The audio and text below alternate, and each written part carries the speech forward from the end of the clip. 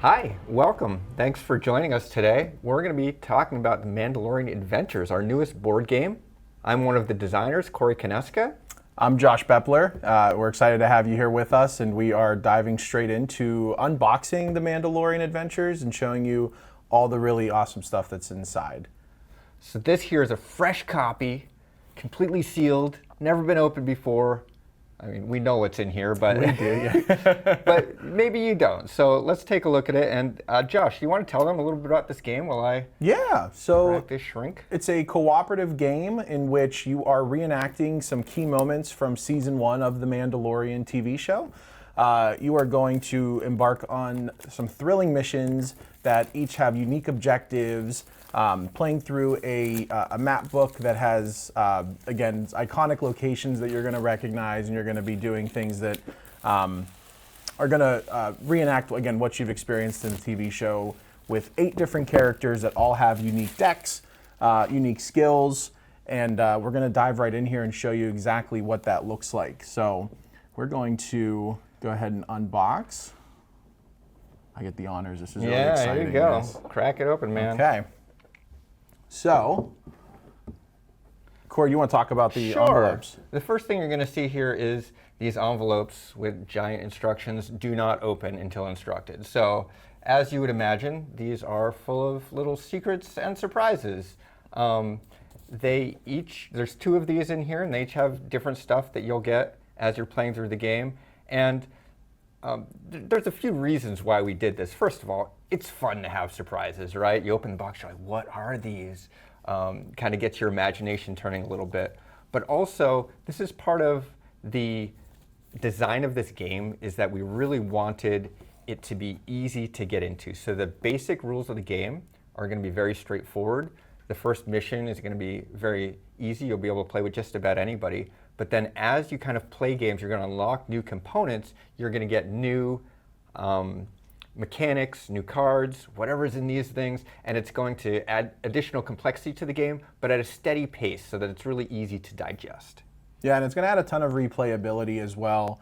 It's going to shake up existing missions in new ways. We don't want to spoil exactly how that happens, but it'll make sense here as you get into gameplay. And then speaking of how to play, we've got the rule book here. Go ahead and move this up and give you a look here at the rule book for the Mandalorian Adventures. You'll notice right here on the front, it's going to tell you to stop. You don't have to read this rule book. Instead, you can do an online tutorial just by scanning this QR code, and that's going to give you a key look at how to play and get started really quickly. But we won't go into detail here as far as the rules. We're going to have a video upcoming that's going to show gameplay, and we're going to play through the first mission together. But just so you know, again, you can skip the reading and scan this QR code to get a head start.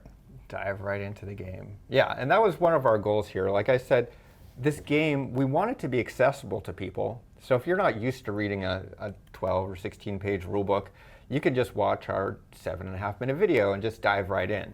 And for the people who want to know every nuance of the rules before they play, well, you got the rule book for that. So we want to be welcoming to all audiences. Indeed. I think a quick point too on the rule book, as you've stressed throughout the development of this game, is we want you to be able to read this rule book or watch that tutorial video, learn the game, and then it should be really easy to teach to your group or to whoever you want to play the game with. And so the onboarding is actually quite quick and simple. Yeah, absolutely. And so next we've got the punch board. As you would expect, there are a couple of sheets with tokens on them. I guess I can punch out a few of these and we can tell you a little bit of what these tokens are. I mean, each of the characters has a standee that represents them on the game board. And then we've got the threat tokens that will be different enemies and features and stuff that you're going to find on the game board. These come out really easily. Remember, you got a lot of compliments on how nice it is to punch these. We got several compliments So funny. on how the tokens glide out of the punch board, which was flattering, but a fun comment for sure. So yeah, what you would expect, lots of damage tokens and that sort of stuff. But one of the guiding principles with this game is we don't want it to be a big table hog, as you'll see with our next component here. And so these components, you'll have like a few different token types, but it's not going to be like 17 different piles of stuff that you need to manage and worry about at once. I think a quick note too here is you'll notice bring it over here to kind of show each mission has its own set of tokens. And so mission 1 tokens that Corey's already punched, mission 2 has its own set of enemies and objectives and features. Same thing with missions 3 and 4. And so that's adding again to that kind of variability you're gonna see in each mission, giving them a unique feel as you play the game. Yeah, so it's a mix of like not just the flavor of what enemies appear in this particular mission, because we want it to make sense for where you are in the story, but also you're going to encounter new types of abilities that enemies will have, and as you play through the missions, there's more complexity. You might encounter tougher enemies with new shenanigans that you need to deal with. And speaking of the enemies, this is probably my personal favorite component in the game would be, and I'm going to slide this for a moment here. This is the mission book. So this is how you're going to play the game. It's what you're going to experience every single mission in the game in. As you open this up, we'll give a sneak peek here of what you'll see. Whether you've seen the show or not, we are recapping the events of this mission, and specifically this is episode 1, the bounty on Arvala 7, where the Mandalorian is commissioned for a job actually with this client who is associated with the remnants of the Empire. And then it kind of catches you up on the events. Why are we here? It will remind you of what your motivations were. And if you haven't seen the show, it gives you a little bit of context as to what's going to bring you to, again, Arvala 7 and trying to capture the asset. Corey? So yeah, each of the missions in the game, they each have a unique map, and these maps are something that we also revisit later on in the game. And so there's these specific locations, and each of them has an objective for what this mission is, what you're trying to do, how you can fail the mission. We tell you canonically which characters were in this mission, although if you want to use sandbox mode, you can kind of bring whoever you want. Each mission also has a crisis, which is a bad thing that you're trying to avoid. We'll get into that a little bit more when we go into our gameplay video. And then at the bottom of the board are the different actions that you can take, which are generally the same for each mission, but that's not always the case. Not always, yeah. And then finally, you'll notice there's some map rules. That's going to be unique to every map, and the crisis, again, is unique to every mission that you're playing in the game. So enemies, for example, they're going to be sitting here on the map, and they're going to be different things that you have to worry about. Some tokens are going to be face up and face down. We're not going to get too much into like the setup rules here, but the idea is everyone's character, these would be on a standee normally, you're going to start in the start space, and in this particular mission, you're looking for the child, and so you will be, or sorry, the asset. The Mandalorian's not sure what the asset is at this particular point. So he's going to be fighting through this town of enemies, trying to find where the asset is. And I guess I don't need to get too much deeper than that at this point. Like you said, we're going to dive in. One other thing, too, is you'll notice how quick and easy setup will be when you get into it. It's just simply matching shapes to the pre-printed icons on the map. So a square that is open is going to be a face-up square token, whereas a circle that is a question mark means it's a circle token, but it's face down. And so you'll be able to get up, set up and playing in mere minutes, and you're getting started where you can start diving into your character decks, which I believe is next. Yeah. I think my favorite thing about the way the enemies get set up in the game is that each time you play it, it's going to be different. Like, sure, you know that there will be a square enemy there, but it could be a completely different one that you now need to deal with. Maybe there's a giant E-web now in your way that you have to worry about. And so these missions, although they do follow the story, there is a lot of variability and there's a lot of replayability to these. And there are lots of different ways that you can come back and you can replay them as well. So I think it's, I can't even count the number of times that I've played this particular mission, and it still surprises me sometimes. Indeed, indeed. So yeah, let's look at some of the cards here. I think we'll start with the guide deck, because this is kind of a central element to the game that we've already talked about a little bit. So the guide deck is a deck of 71 cards, and it says, stop, do not shuffle this. So this deck of cards, when you get it, it's going to be in a very specific order The back also says stop so that you don't accidentally see what's in this deck. And this is going to hold your hand as you play through the game. Now, it's important to note, this game isn't a campaign, right? It's not a role-playing game. You're not going to be gaining experience points and that sort of stuff. Instead, the purpose of the guide deck is to slowly introduce new mechanics and add complexity to the game at a steady pace. It's also fun to have some of the surprises in here.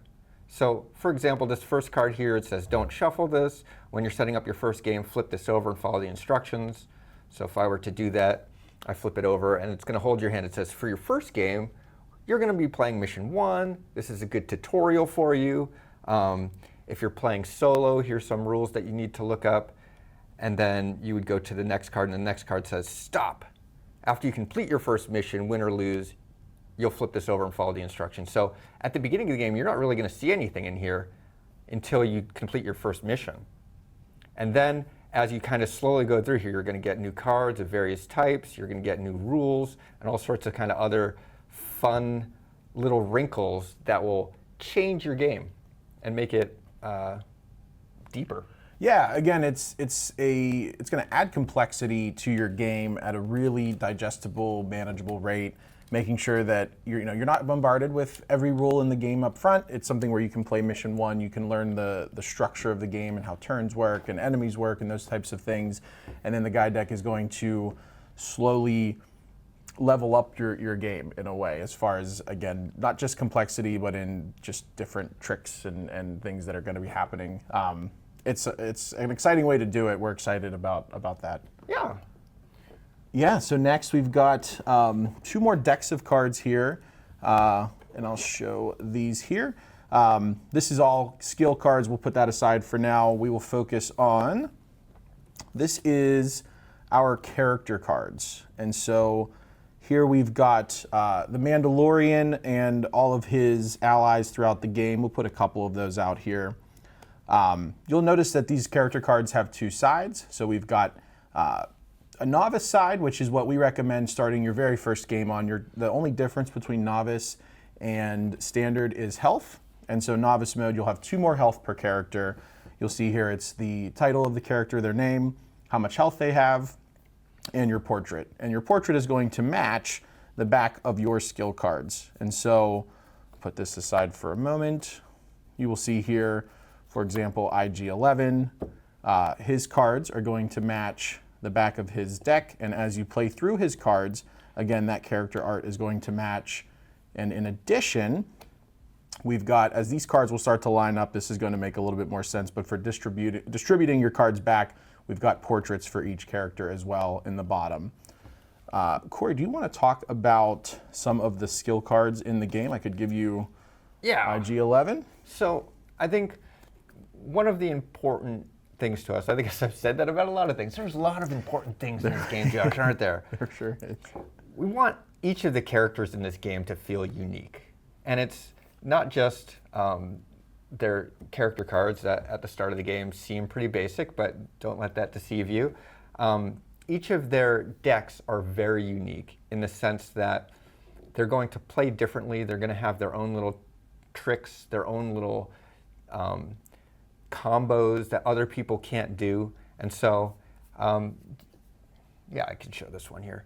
Each character's deck is going to start with 12 cards. And as you saw, there are additional cards in the guide deck that you're slowly going to unlock that have new types of cards and new wrinkles on what you would expect here.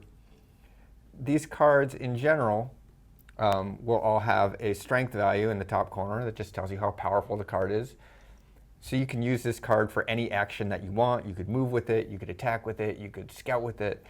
But this particular card has a special ability on it, and it says this is an attack special ability. So if I were to play this on the attack action, I'm going to gain this extra bonus here. So to talk a little bit about IG-11, what makes him unique, he is all about high risk, high reward. And so as you would expect, like you saw the dual blaster card, it lets him like attack 2 people at once, which is very cinematic. You get to see him do that in the show. But some of his other cards are like he can take a calculated risk, which would like damage himself, but he gets to do a free action because of that. He's one of the few characters in the game that can actually heal, which health, as you notice, there's only like 6 or 8 health for most characters, and so taking damage is a big deal in this game. It is one of the main ways you can lose, and he's one of the characters that can get around that because it fits into his kit about like taking these dangerous actions that could potentially harm him.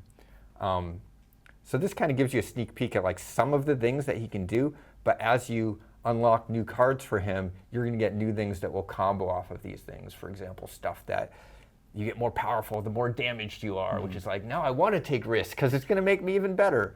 And yeah, it's tough to talk about some of this stuff without getting into the spoilers. Spoilers, yeah. These are just the abilities on these cards are really what are going to give you those like special moments where you feel like the star of the show. You know, we're trying to generate some high five moments. That's something we talked about through development. You know, in cooperative games, the most fun is when you pull off a really cool turn and the high fives go around the table. These skills and you know what you start with right out of the box, you're going to have that thematic feel for each character, and then as you unlock more stuff, it's going to again kind of grow that character's arsenal of how they can pull off some combos, as you talked about. The most fun I think of the game is, how do I combo this really cool ability into something I know that your character can do, and we can, you know, work out of some jams and out of some precarious situations by working together on what we do well. It's a ton of fun. And then just to wrap up at least what was in this deck, we do have a few reference cards for every character, again, character decks. One more thing we did not talk about was our planning cards. I can put those over here. Thank you. Oh, the planning card, there you go. Yes, sir. There we go. So there's one other deck of cards, and these are the planning cards that are one of the main actions you can do in the game is you can try to get cards out of this deck. And these cards are things like the defend card. When you gain a planning card, you get to keep it in front of your character. So unlike the skill cards that you play and it does something and it goes away, these are cards that you can get and save, and they're very reactive to the game. And so the defend card is pretty straightforward. It lets you like protect yourself from taking damage. But some of the other cards, there's one that lets you draw more skill cards. There's one that lets you retaliate. When you take damage, you get to deal damage back. But there's also some bad luck cards in this deck. And so Josh talked a little bit about the cooperation of this game. In this deck, at the start of the game, it gets shuffled and it gets placed next to the board. And as you take planning actions, you get to look at a certain number of cards from the top of this deck. Let's say I played at 3, I'd get to look at 3 cards. I would then choose one of these cards to keep. I would discard, or I could place one back on top of the deck, and then the rest of them get discarded. So if, for example, let's say Josh has taken a ton of damage because he's playing super reckless this game. Typically how it goes, yeah. I could draw these 3 cards and be like, I don't really need this defend because I have a lot of health, but Josh is about to die. I'm going to leave that on the top of the deck for you, and I'm going to take this retaliate instead. And then we'll discard this strategy because I don't need that right now. And now Josh will know on his turn that, hey, that card's waiting for you if you need it. And the benefit too of that is that with you saw there's some bad luck cards. They don't have an effect, you just have to discard them. And so I can, instead of having to play a larger card, a 3 or a 4 to try to find like a defend card, I know a simple 1 played there would let me draw 1 card, and it's going to be exactly what I'm looking for.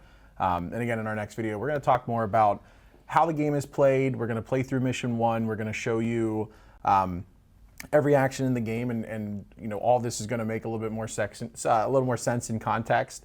But we're going to we're going to show this all in action in our next video. So that's what you find in the box here. There's also some plastic standees to hold your characters. But I think that there's a lot of content packed in this box. Some of it's still hidden in the envelopes here. And if you come back and watch our next video, we will actually teach you how to play the game. And you can see if Josh and I managed to win the first mission. Yeah, we look forward to it. Thank you so much.